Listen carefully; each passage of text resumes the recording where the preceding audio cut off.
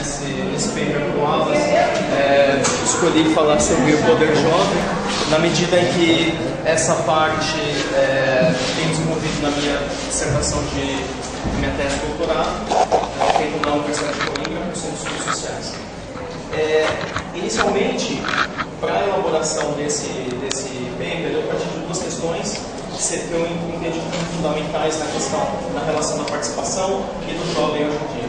A primeira seria se entender como essa participação dos jovens está relacionada com a ampliação da democracia participativa, e a segunda é saber como os jovens têm, através dos canais de participação, têm sabido perceber como isso vem a romper com a condição abissal do jovem. E aí eu tenho que teorizar o que seria essa condição abissal a partir da ideia do pensamento abissal do professor Boaventura de Souza Santos. Nesse texto, então, eu parti de 3 pontos de análise que seriam 3 alicerces para conseguir perceber isso. O primeiro é entender historicamente como a juventude foi construída enquanto um ator social. O segundo, perceber então o que seria essa abissalidade da juventude, que chama aqui, mediante a crise e a contestação que o movimento estudantil faz, e esse deslocamento que se dá entre as análises do movimento estudantil e hoje as análises que englobam movimentos de juventude, da qual o movimento estudantil também é um ator. E, em terceiro lugar, analiso dois momentos. O primeiro seria o Conjuve, que se deu no Brasil em 2008, e o orçamento participativo jovem, que aconteceu em Portugal em 2010, na cidade de São Brás do Portel, no sul de Portugal. Inicialmente, então, para compreender a juventude como um ator social, de uma forma histórica, eu precisava entender quais eram as posições da sociedade capitalista em termos dessas modificações que se deram nos anos 60. E a principal, que as principais que eu comecei a perceber, primeiro, a mudança na produção e no consumo, o baby boom nos anos 50, e a ampliação de quadros administrativos na sociedade capitalista, que se deu principalmente em termos das classes médias. Isso centrado principalmente nos estados europeus e dos Estados Unidos, mas que também tem muitos reflexos na própria estruturação do Estado na América Latina. A partir disso, há algumas práticas e discursos dos jovens que dão um caráter específico, que buscam discutir um pouco mais da autonomia e da discussão entre política e cultura. Então, de alguma forma, essa cultura dos anos 60, ela vai se trabalhar nessa relação entre cultura e política, cultura política. E a juventude, então, ela começou a ser percebida como um conceito sociológico nos anos 60, que faz com que se dividir mais ou menos entre duas vertentes, uma vertente geracional, que busca a ideia da cultura juvenil, e aí possivelmente a análise dos anos 60 foi uma cultura geracional, e a análise de classe, classista, de que havia outros processos, havia um processo de estruturação social e ascensão social. E isso também identificado com aquela lógica de que seria a juventude um novo ator revolucionário, e quais foram as disposições disso. Então, entendeu-se que essa cultura política dos anos 60, dos jovens, ela entendia a juventude como rebeldia, ou seja, se dá de uma forma praticamente unívoca essa relação. Então, hoje, quando a gente olha para o passado, vê uma certa descontinuidade. Por que aquela juventude que se dizia política, hoje não é mais? Isso se dá também numa visão muito saudosista que se tem, mas que acaba não sendo atualizada em relação a um grande processo político. Por exemplo, o Brasil passou nos anos 70 e 80 de uma outra estruturação nas políticas brasileiras, principalmente com o fim da ditadura militar e a participação muito grande dos jovens nesse processo de reabertura democrática.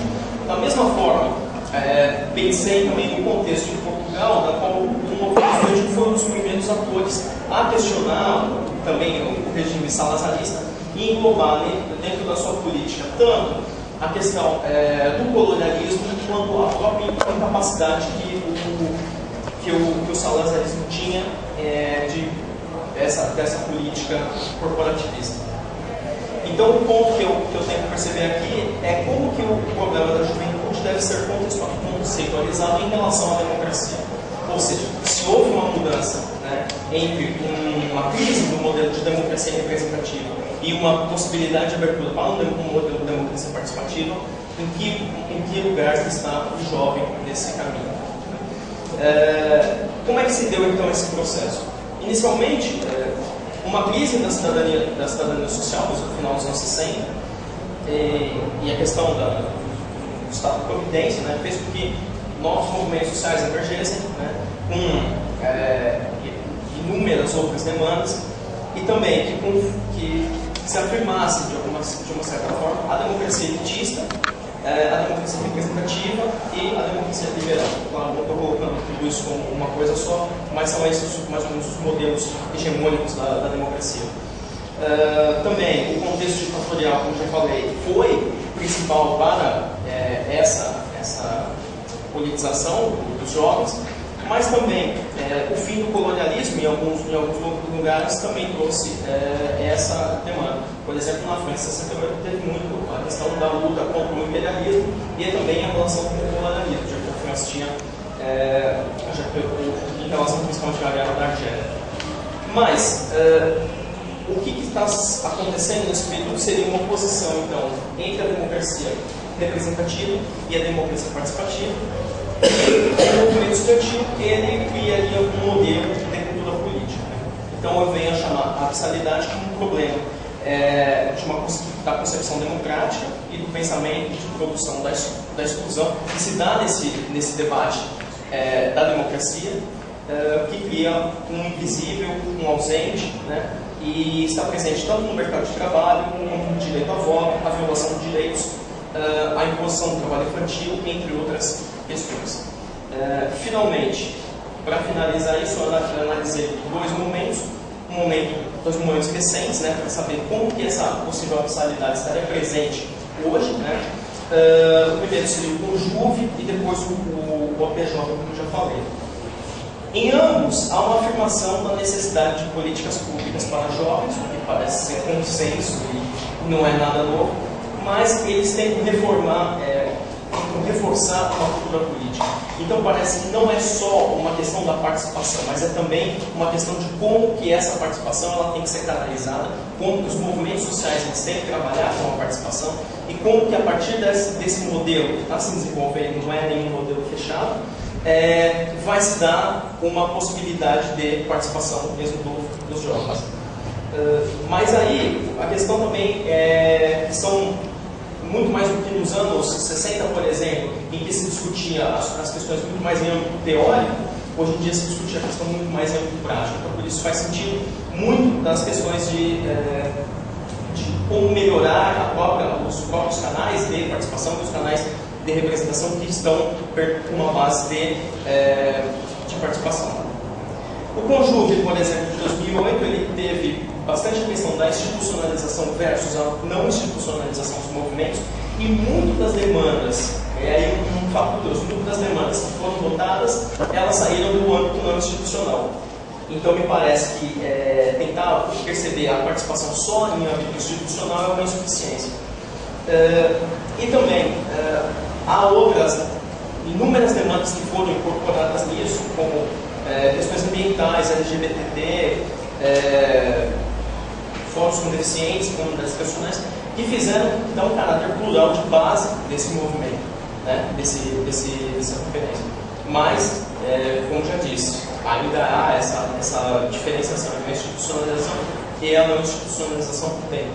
E no orçamento participativo jovem em Portugal, eu peguei ele como um exemplo de como que está sendo construído fora do Brasil no âmbito europeu, né? Na medida em que há uma certa ida e volta dos próprios orçamentos participativos, na medida em que eles foram concebidos no Brasil, mas que estão presentes na América Latina com certo sucesso, mas que também começam a chegar já há muito tempo na Europa. E no orçamento participativo de Portugal eu percebi que há muitas reflexões sobre a localidade, né, e a crítica a mecanismos representativos, o que pode fazer com que esse jovem venha a, em vez de buscar logo um deslocamento em relação ao mercado de trabalho, mas que ele também venha a fomentar novas dinâmicas dentro do espaço local.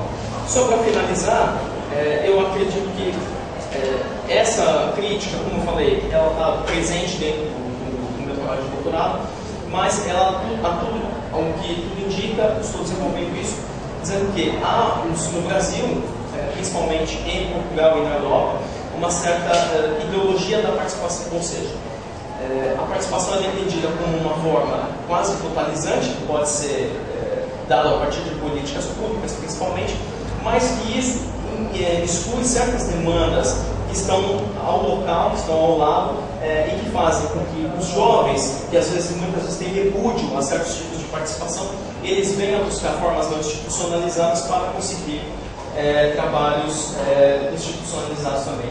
Então essa dinâmica, né, ela está muito presente no jovem, e quando eu digo ideologia no sentido que há uma certa tendência de totalização dessas dinâmicas, e isso tem que ser um pouco mais pensado. É isso. Obrigado.